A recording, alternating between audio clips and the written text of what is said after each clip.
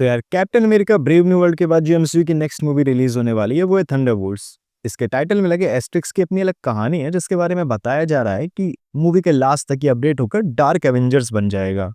अब ये जब होगा तब की तब देखी जाएगी, लेकिन मेरा इंटरेस्ट सिर्फ और सिर्फ सेंट्री पर है। लास्ट ट्रेलर में इसकी कुछ बहुत ही खतरनाक वाली पावर्स दिखाई गई। अब सच बताऊं तो मुझे हमेशा से लगता है कि सेंट्री एमसीयू के लिए बहुत ही ज्यादा ओवर पावर्ड कैरेक्टर है जिसको दिखाने के लिए या तो एवेंजर्स लेवल की मूवी लगेगी या तो फिर वर्ल्ड वॉर हल्क लेवल की स्टोरी लाइन लगेगी।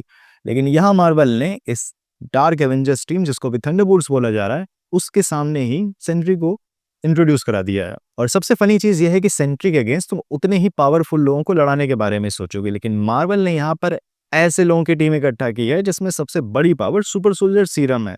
तो ये बिल्कुल होमलैंडर वर्सेस द बॉयज वाली फीलिंग देगा, बट ऑब्वियसली काफी लेस खून खराबा। तो सेंट्री की सबसे इंटरेस्टिंग पावर तब देखने को मिली जब वो लास्ट ट्रेलर में एमसीयू की डरी सहमी और भागती हुई जनता को वेपराइज करके थर्मल शैडो छोड़ते हुए जा रहा था, और वो भी सिर्फ एक हाथ के इशारे से। अभी काफी कूल तरीका था सेंट्री की 1 मिलियन एक्सप्लोडिंग सन्स वाली पावर को डिस्प्ले करने का। अब मेरे ख्याल से यहाँ हो क्या रहा है, ये जो भागते हुए लोग अचानक से पीएनजी फॉर्मेट में चेंज हुए जा रहे हैं, इसका रीजन सेंट्री की बॉडी से निकलने वाला रेडिएशन। उसके कॉमिक्स ओरिजिन स्टोरी के according United states super soldier serum को रिक्रिएट करने के लिए एक प्रोजेक्ट सेंट्री शुरू करता है, जहां वो कैप्टन अमेरिका वाले सीरम से 1000 गुना ज्यादा पावरफुल सीरम बनाना चाहते थे। ये प्रोजेक्ट कई डिकेड्स तक चलता है। अब कई साल बाद रॉबर्ट रिनोल्ड्स नाम का एक नशेड़ी एक लैब में नशा ढूंढने जाता है, जहां उसको गोल्डन सेंट्री सीरम मिलता है। उसको एक कंज्यूम कर लेता है, जिसका बार बार नशा करने का इनको मन भी होता है।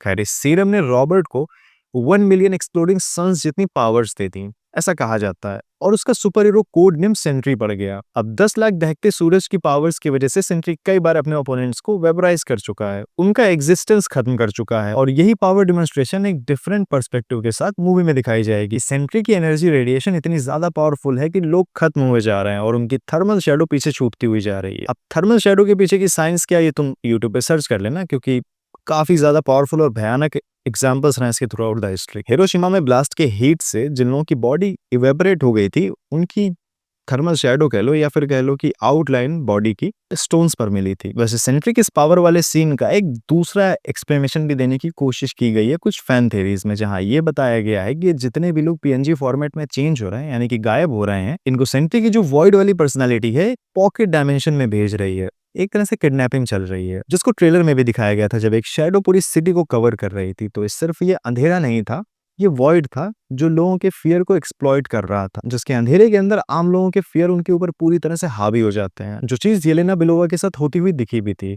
अब एक चीज यहाँ पे मैं क्लियर कर दूं कि ये वॉइड वर्ड जो यूज होगा इस मूवी में वो टीवी और लोकी वाले से बिल्कुल अलग है। तो जो सेंट्री यानी कि रॉबर्ट रेनॉल्ड्स है, वो मेंटली अनस्टेबल भी था, और जब गोल्डन सेंट्री सीरम की वजह से उसको सुपर पावर्स मिली तो उसके पुरानी ट्रॉमा से पीड़ित एक मेंटली अनस्टेबल पर्सनालिटी बाहर आने लगती है, जो जब सेंट्री पर हावी होती है तो वो अपनी पावर्स को बिल्कुल भी होल्ड बैक नहीं करता है, और उस पर्सनालिटी का नाम पड़ा वॉइड। देखो, सेंट्री अच्छा बंदा है जो सिर्फ अपनी पावर्स को लोगों के भले के लिए यूज करता है, लेकिन जैसे ही वॉइड उसके ऊपर हावी होता है वो सब कुछ बर्बाद करने लगता है।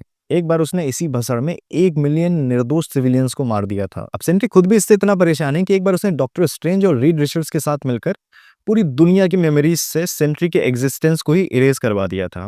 उसको लगा ना रहेगी सेंट्री की यादें और ना रहेगा वॉइड का फियर, लेकिन बाद में अलग अलग स्टोरीज में अलग अलग तरीकों से वॉइड वापस आता रहा, क्योंकि द वॉइड कोई पर्सन नहीं है, ये एक डार्क और डिस्ट्रक्टिव एंटिटी है जो सेंट्री के साथ तब बॉन्ड कर चुकी थी जब सेंट्री को उसकी पावर्स मिली थी। एक तरह से सेंट्री के नेगेटिव थॉट्स और एस्पेक्ट्स का एम्बॉडीमेंट है, जिस वजह से जब तक सेंट्री एग्जिस्ट करेगा वर्ड भी एग्जिस्ट करता रहेगा। ये एक फोर्स की तरह है जो कोई भी शेप ले सकता है और पावरफुल इतना है कि पूरी अर्थ को भी डिस्ट्रॉय कर सकता है। सेंट्री और वॉइड की जो इनर बैटल चलती रहती है कि इतनी भारी भरकम पावर्स का कंट्रोल कौन लेगा, इसी के बीच पूरी सिटी और अपनी थंडरबोल्ट्स टीम इस बार फंसी हुई है। अब ट्रेलर में सेंट्री को जो डार्क सिलुएट में दिखाया गया है, ये उसके सूट को छुपाने की कोशिश तो की ही है मार्वल ने, बट यहाँ ये भी इंडिकेट किया जा रहा है लास्ट तक मूवी के सेंट्री के ऊपर द वॉइड हावी हो जाएगा, जिसका अंधेरा पूरे शहर के ऊपर कायम होने लगेगा। इसके एरिया के अंदर जितने लोग भी आ रहे होंगे उनका खुद के डीपेस्ट और डार्केस्ट फियर से सामना होगा, जो वॉइड को और भी ज्यादा डोमिनेटिंग बनाएगा।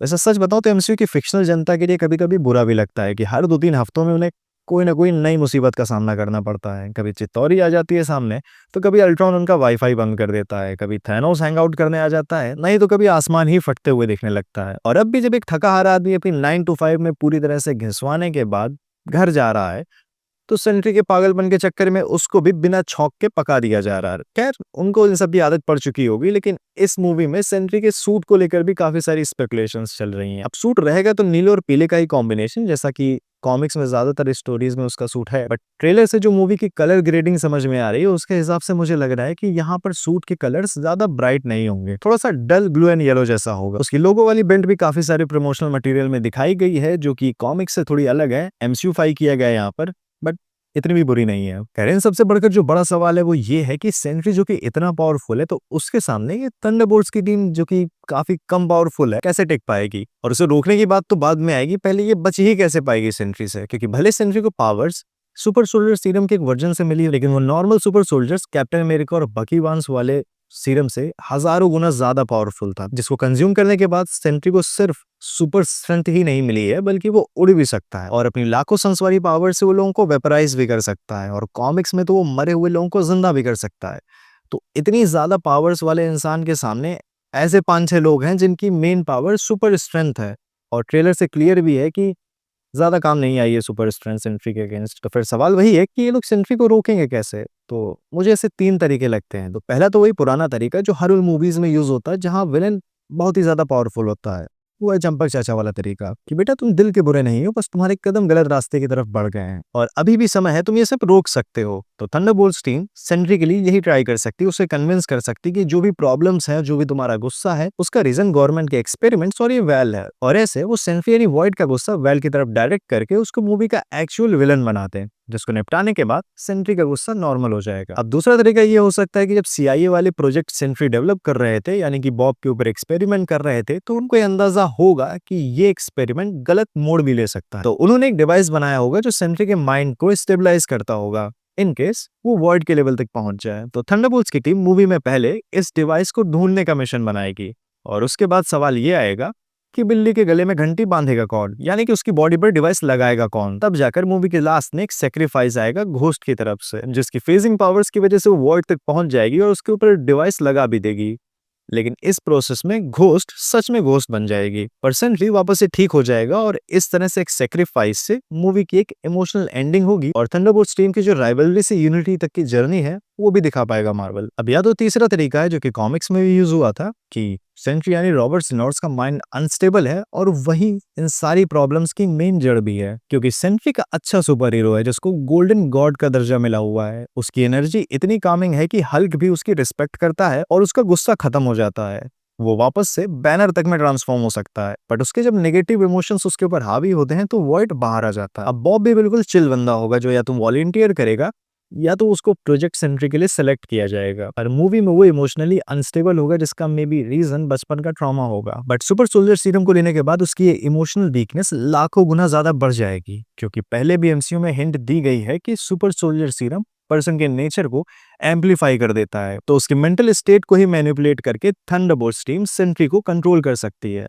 और कॉमिक्स में तो वॉइड को रोकने के लिए उसकी मेमोरी को ही पूरी दुनिया के माइंड से इरेज कर दिया गया था, लेकिन MCU में ऐसा करने के लिए तो डॉक्टर स्ट्रेंज लगेंगे। लेकिन यहाँ पे एक ट्विस्ट ये किया जा सकता है कि पूरे प्लेनेट को नहीं, लेकिन सेंट्री की मेमोरी को अगर इरेज कर दिया जाए तो उसको उसकी पावर्स याद ही नहीं रहेंगी, और या तो फिर इन सबसे अलग guardians of the Galaxy team की तरह थंडरबोल्ट्स टीम वॉइड के अगेंस्ट टेंस ऑफ करके फैसला कर ले। अब मूवी की स्टोरी और मूवी के कैरेक्टर्स के साथ साथ मूवी का टाइटल भी काफी मिस्टीरियस है।